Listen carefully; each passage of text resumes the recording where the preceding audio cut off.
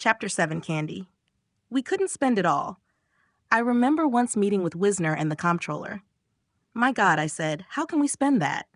There were no limits, and nobody had to account for it. It was amazing. Gilbert Greenway, CIA agent. Acquiring a niche in the competitive marketplace of Cold War culture required a substantial investment. Initially, it fell to Irving Brown to act as the financial conduit for the CIA's cultural programs. I'd give $15,000, $10,000, $5,000 at a time to Brown, off the budget, but I was never really sure what he did with it. Tom Braden recalled Port 1. But this was small change compared to the total funds at Brown's disposal. The key to all this is the counterpart fund Lawrence de Neuville later revealed. People couldn't say in U.S. Congress, "Oh, look what they're doing with taxpayers' money," because it wasn't our money.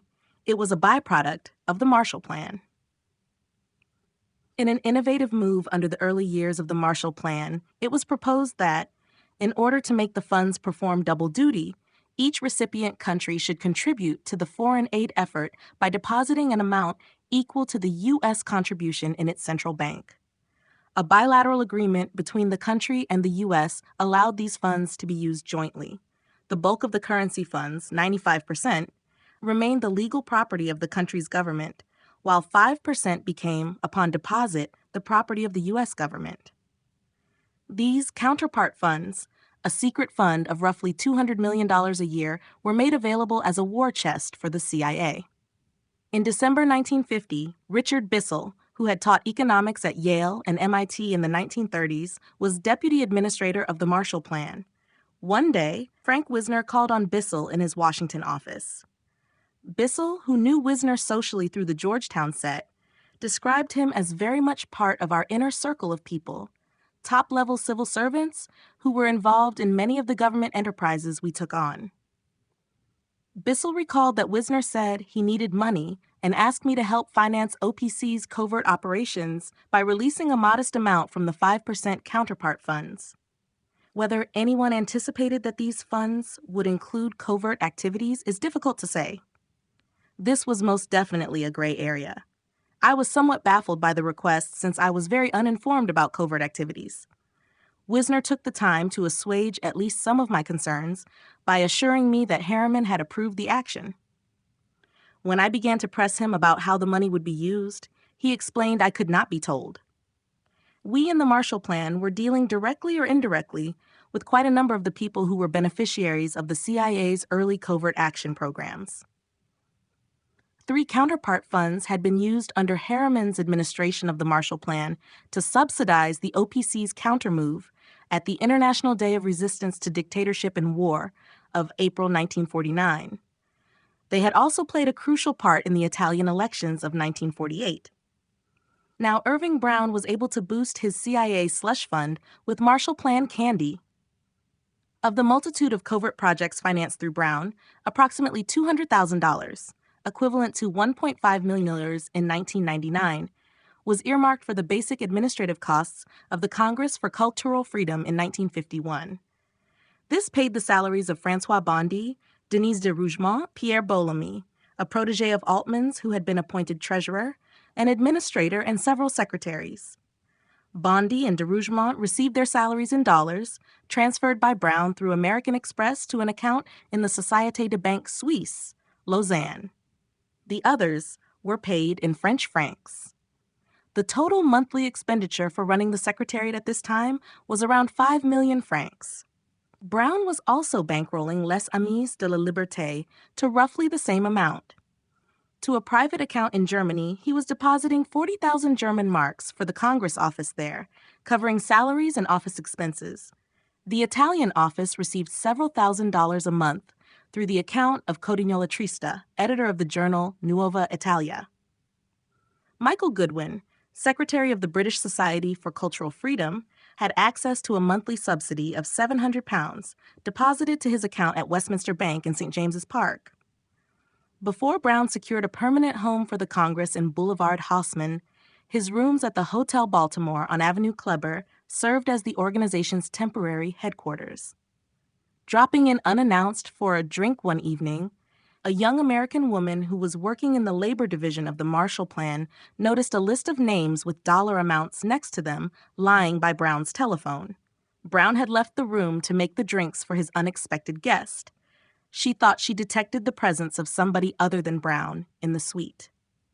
Eventually, unable to hide out any longer, Michael Josselson appeared from the bathroom, whence he had speedily retreated in order not to be seen.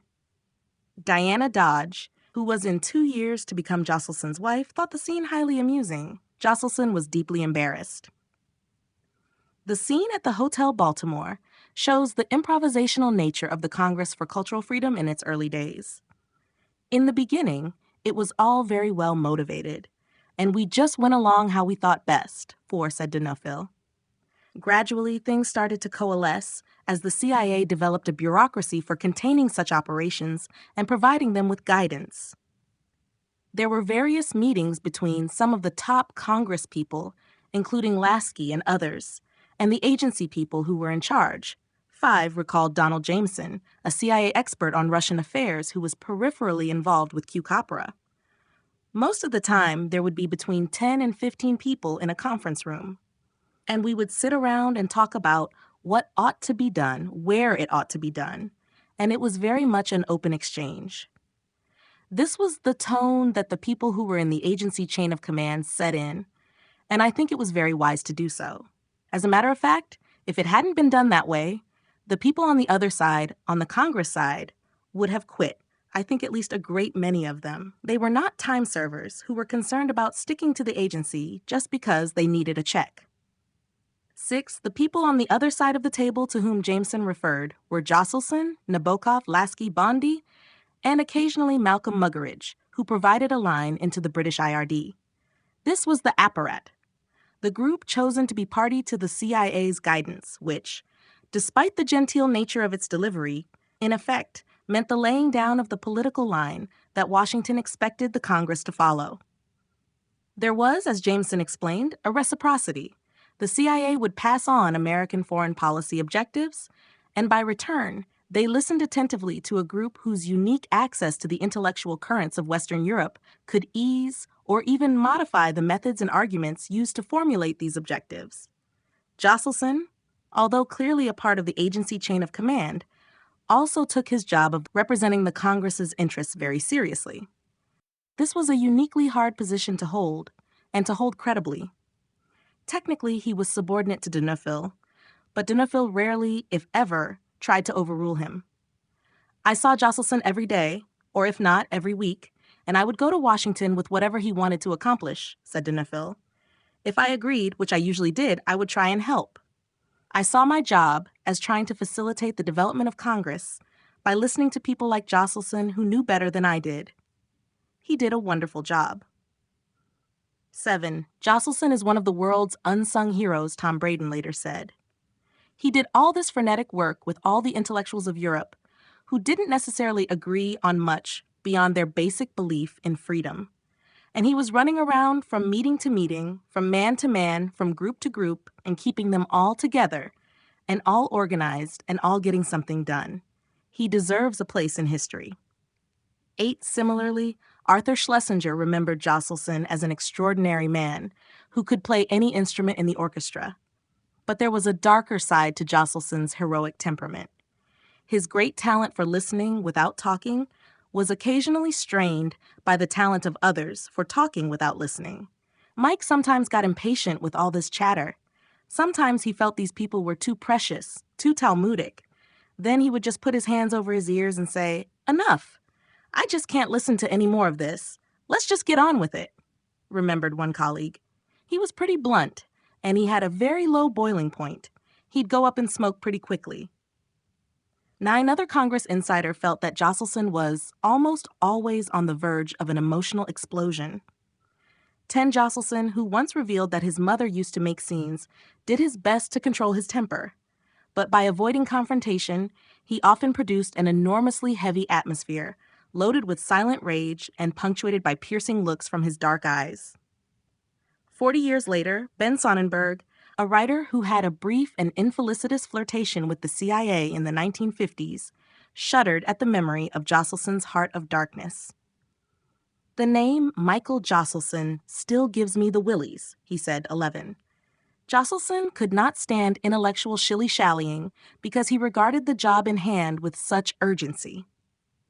So when Irving Brown reported that the British Society for Cultural Freedom was stalling in the face of divisiveness and infighting, and was good only for receptions and sherry parties, one member said its chief activity was inviting eminent intellectuals to lunch in expensive Soho restaurants, Josselson resolved to impose his authority on the British affiliate.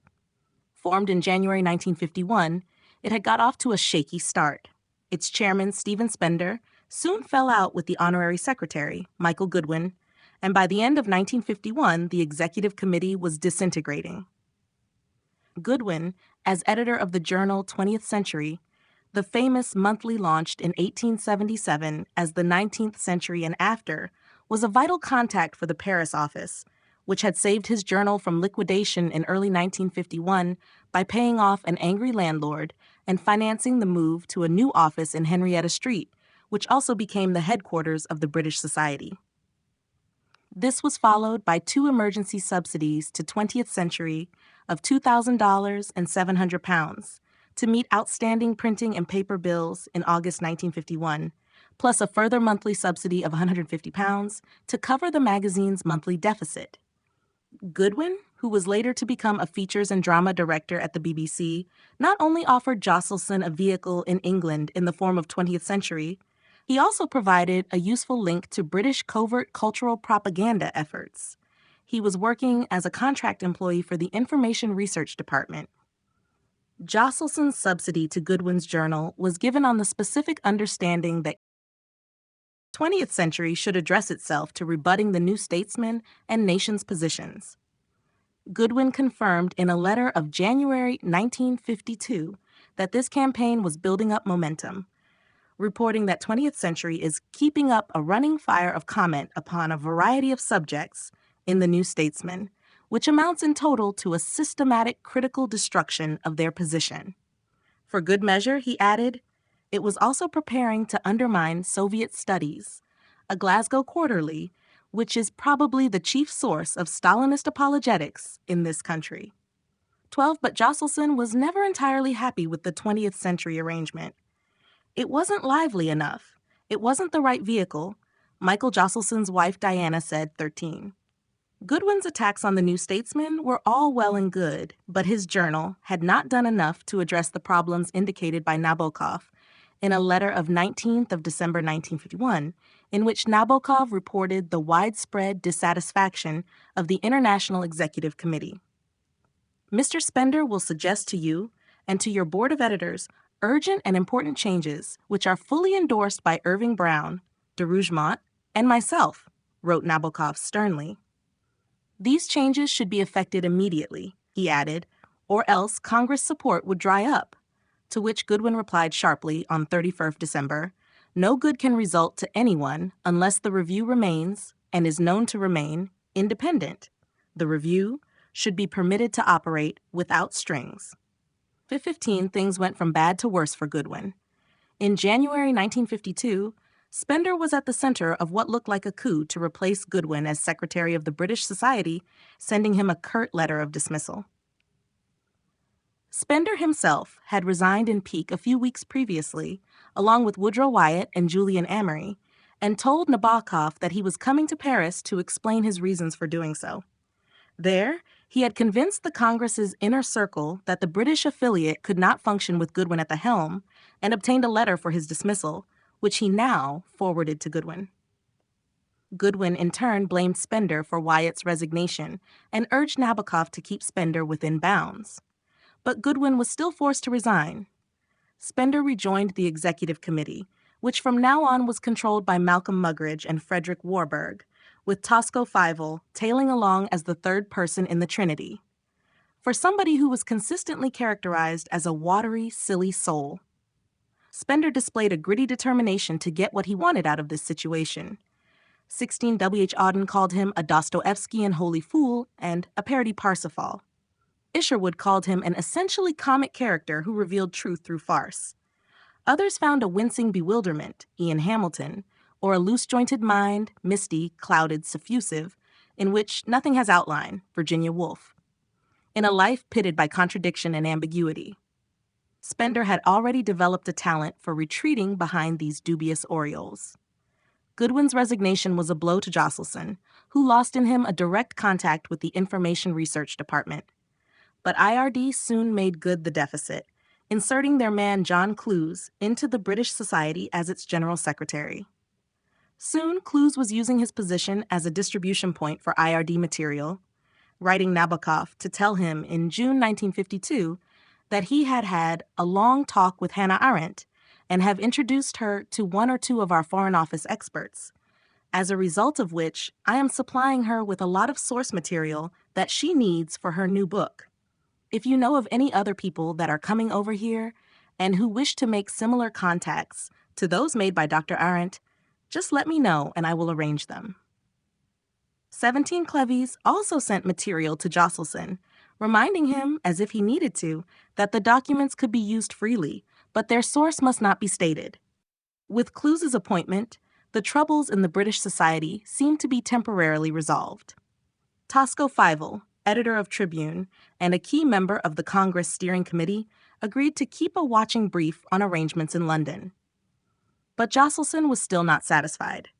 Hugh Trevor Roper's public criticisms of the Congress after its Berlin inauguration had left a legacy of suspicion, and many British intellectuals were reluctant to identify themselves with an organization whose real origins were deemed to be obscure. The trouble was that the hand of the American government was seen by many British intellectuals to be reaching into their pie. "We used to joke about it," said an officer of the British Society for Cultural Freedom. "We'd take our friends out to lunch, and when they offered to pay, we would say, 'Oh no, don't worry, the American taxpayers are paying.'" 18, many were yet to be persuaded that such blandishments were desirable.